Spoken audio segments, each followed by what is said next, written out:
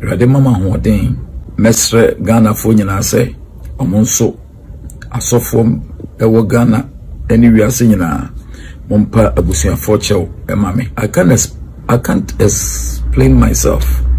Mean to me explain me ho. Asam na atome no. Bedwene ho ansisi so. Masua ma meni ahode a mede be so biom. Enti mesre abusuafo nyina. I'm begging the family, the entire family. Say monchiche more. Erade mama hoden. Erade and sustain him. Erade mamu that courage. Inti mesre. Namashe busuafo den. Nkwala na maame. Nkwala no papa mom. And be strong.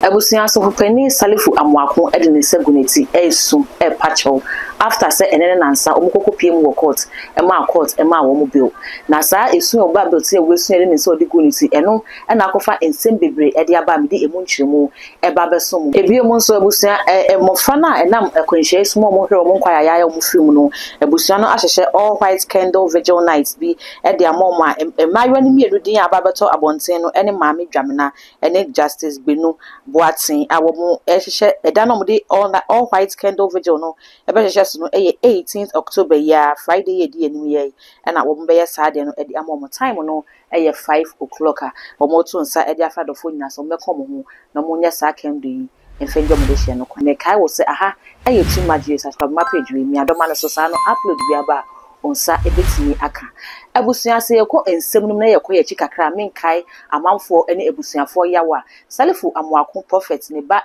Elrod odeka ekonya akwanhia ema enam so na emu mma minu efa so hye drebe hwe wo mkwaya yaya no asemi ba na Ghanafo etwensem no sere ne abasa na afedi ekopie mu se ewo se emra no ene Salifu Amoako edi enunti police for eto nsade fo mkopie mu ewo court ema court edema wo mu bill na oma bill na bill na sika da obi ato so no 50,000 Ghana cedis eno any bill da Salifu Amoako ne yere ene oba ba ko a woka ho no wo muti so na ensemi ba na Ghanafo hu se Ghana ha no emra ewa ha na se emra no enchewa ana se onkoya ade a woni aban no ebinya asem a na betena baabi aka se emra wa ha na abusuya after say Salifu Amoako ekoye na yema ne biafe na Ghanafo no hwe kwan se edien na ekoso ewo prophet Salifu Amoako ni fie se me no ka say so fupani ababontin de chewpa esu ene adadwo de ne kotodwe nyina aba begu fom asre Ghanafo so pamo chewa momfa ne chew mo cheware ne momfa ne bone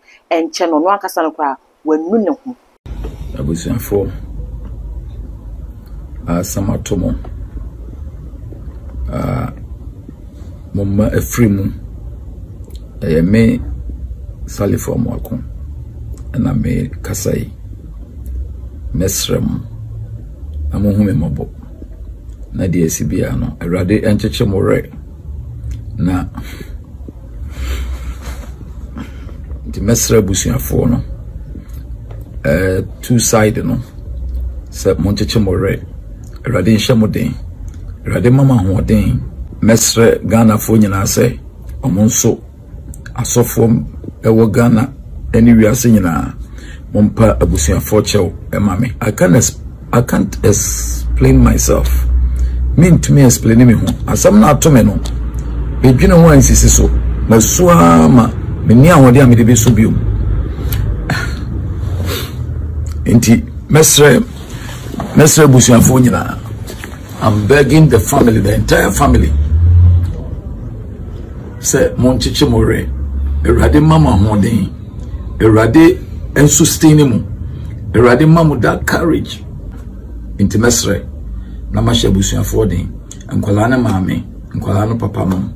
And be strong. Inti abusuya papa Salifu Amoako ena yakwa akwohwe ne senia odi ni suo ni kotodwe egu fom na wo pachewa bibia edia danse se asam no kwasa no se ato ne su yie pa ibi mu ehwe senia sofopani ne woso wo ya ena waye ne fusini paso wo ya ade na onu no ho a ne obeka ene chewpa obepa enu nti so de chewpa sei aba waye nyame so ade se ebinumu eka sei edema sofo ne ebinumu so ehwe ne se asam no se owo ho chewpa bi pa owo kotodwe bi bu kire obi ne kasa ade nti na wonko abusua na wo mode hye afim no ho na onfa saa chewpa no enkonkomo na oba betina social media so na ode saa chewpa no abaga na fo no bepa ye chew no de ya na yen ebe ye nemum omumu hia chewpa na nkasa eye abusuafo no nti ebe ya nkasa fo pani no onko fie ho na onkonko pa chew ebi so kra kyerese se hit yi mu pa se so pani betimi akofie ho de enya ade a ebe boa nti ne wo so ya na waye no enkomra ni nyina no asem ye ni nyina ye didi nsem ni echi bebi bekwa kosi no abusua ye mo waso emu wo ho ye besan ye de aba beso kai se court nso ekwa asetena no